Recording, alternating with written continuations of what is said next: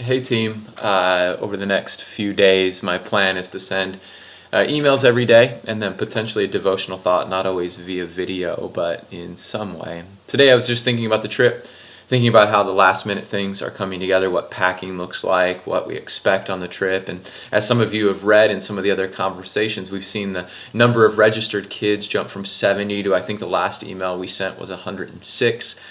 Just last night, Tim Iverson let us know that registration currently is sitting at 114, and that just adjusts plans. It adjusts the materials we're bringing. It adjusts the ways we might have to view the group, and if we have to divide up into some smaller teams or divide the kids into some smaller areas and do multiple things at once. And some of those things we just don't know well.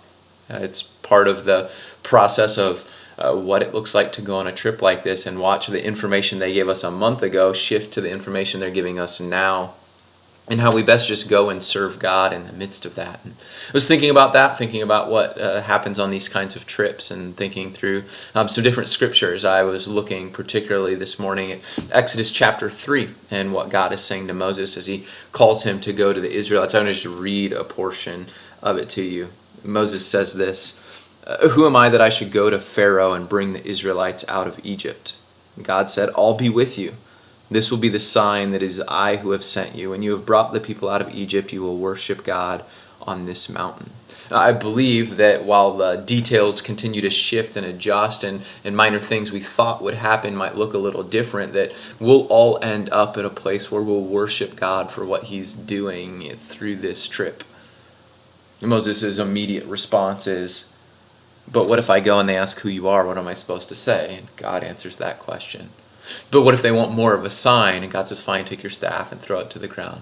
But what if that doesn't work? And what if that doesn't work? And what if that doesn't work? And the thing that I just want to remind us of is that through that process, through that understanding of, what if the thing that I've planned, what if the thing you're saying, what if the thing I've been tasked with isn't what works? What if it needs to look different than that? And God keeps saying, "I'll be there. I'll be there and I'll provide for you. I'll be there, and the things you'll have brought with you will be enough. I'll be there, and the thing you're holding in your hand, we'll use that. We just might use it differently than what you expected." And I keep seeing that, and I see that from God so many times in Scripture, that I'm just encouraged to know that even if we don't answer all the questions, even if the plan does adjust last minute, and that brings stress and anxiety and questioning from us, that God will say something like, "But I'm there. I'm with you, and I'll make it good." And so I'm hoping that in that any sense of anxiety or stress or nervousness or lack of clarity you have about what some of the projects may look like, that we're just reminded that God says, you'll go with a plan, and that plan hopefully works, and it might not. And if it doesn't, we'll adjust it, and they'll use something different, and we'll adapt, and we'll make that plan new.